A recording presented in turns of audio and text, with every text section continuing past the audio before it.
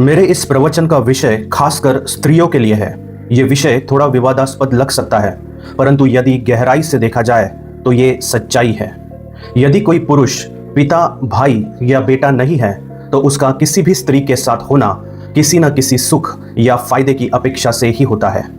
कोई भी मित्र, सहकर्मी या परिचित व्यक्ति यदि मदद कर रहा है या नम्र व्यवहार कर रहा है तो उसके पीछे उसका स्वयं का सुख या फायदा ही छिपा होता है। मूल रूप से ये सुख शारीरिक नजदीकी से जुड़ा होता है, परंतु केवल यही कारण नहीं है। स्त्रियों के प्रति आकर्षण कई रूपों में प्रकट होता है। यौन सुख को पुरुष मन का सर्वोच्च आकर्षण माना जा सकता है। यह सबसे बड़ा कारण है जिसके कारण कोई पुरुष किसी स्त्री की ओर झुकता है, किंतु ये एकमात्र कारण नहीं है। कई लोग अपनी पहचान को बढ़ाने के लिए आकर्षक स्त्री का मित्र कहलाना चाहते हैं। कोई केवल स्त्री के साथ अश्लील और शरारती बातचीत में आनंद लेना चाहता है। कोई व्यक्ति तस्वीरें मांगकर उन्हें देखने से सुख प्राप्त करता है। कोई स्त्री के साथ सार्वजनिक स्थानों पर घूमकर गर्व और संतोष महसूस करता है। ये सभी विनम्र रूप है जिनमें पुरुष अपने सुख या फायदे खोजता है। ये समझना आवश्यक है कि यदि किसी पुरुष को किसी स्त्री से कोई सुख या फायदा नहीं मिलता तो उनका संवाद केवल क्षणिक होता है। 2-4 शब्द, थोड़ी देर की मुलाकात और फिर दूरी। परंतु वही पुरुष जिस स्त्री से आकर्षित होता है उसके साथ लंबे समय तक रहने का प्रयास करता है। यदि आकर्षण नहीं है तो बातचीत केवल औपचारिकता भर रह जाती है। यही पुरुष मन का मूल स्वभाव है। समाज में कभी शायद ही किसी ने देखा होगा कि कोई युवा लड़का किसी वृद्धा के साथ घंटों समय बिताए। सम्मान या शिष्टाचार वश थोड़ी देर बात कर लेता है, कभी मदद भी कर देता है, किंतु लंबे समय तक साथ रहने की प्रवृत्ति वहां नहीं होती। इसके विपरीत जब वही लड़का किसी आकर्षक स्त्री की ओर खींचता है तो घंटों तक उसके साथ रहने में रुचि दिखाता है। ये अंतर केवल आकर्षण और सुख या फायदे की भावना के कारण होता है। यही स्थिति कार्यस्थलों पर भी दिखाई देती है।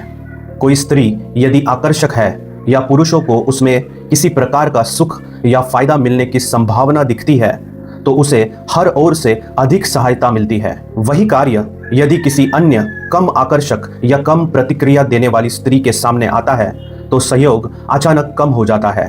ये अंतर केवल काम की गुणवत्ता पर नहीं बल्कि आकर्षण की दृष्टि पर आधारित होता है। जब तक ये सुख या फायदा जारी रहता है, पुरुष का सहयोग बना रहता है। जैसे ही स्त्री तस्वीरें भेजना बंद कर दे, बाहर जाना रोक दे या उसका स्पर्श दूर हो जाए तो पुरुष भी अपने सहयोग को धीरे धीरे कम कर देता है। इसकी पुष्टि वास्तविक जीवन के अनेक अनुभवों से होती है।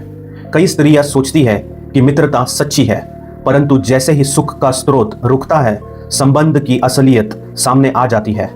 यदि कोई स्त्री ये परखना चाहती है कि पुरुष की नीयत क्या है तो वो बस इतना करे कि जो बातें या काम वो उसके सुख या आनंद के लिए करती है उन्हें कुछ समय के लिए रोक दे।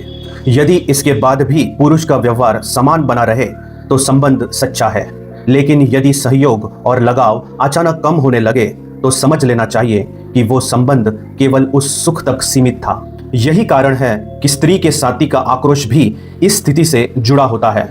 जब कोई पति या जीवन साथी स्त्री की मित्रताओं पर नाराज होता है तो उसका आधार केवल अधिकार की भावना नहीं होती। वो जानता है कि अन्य पुरुषों के मन में कौन से विचार चल रहे हैं, क्योंकि वो स्वयं भी उसी मानसिकता से गुजर चुका होता है।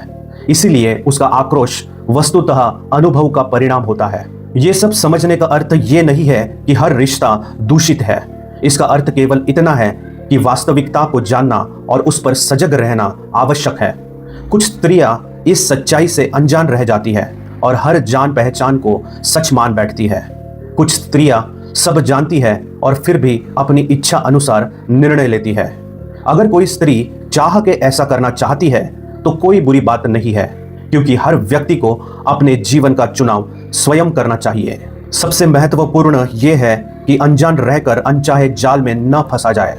यदि ये समझ पहले से हो कि सामने वाला किस सुख या फायदे के कारण सहयोग कर रहा है तो स्त्री स्वयं को सुरक्षित रख सकती है। जागरूकता किसी को कठोर नहीं बनाती बल्कि उसे बुद्धिमान और सशक्त बनाती है। यही जागरूकता आगे चलकर स्थिर और संतुलित जीवन का आधार बनती है। अंततः यही कहा जा सकता है कि यदि कोई स्त्री स्वेच्छा से किसी संबंध में सुख पाती है तो इसमें कोई समस्या नहीं है। ये उसका जीवन है और उसका चुनाव उसका अधिकार है।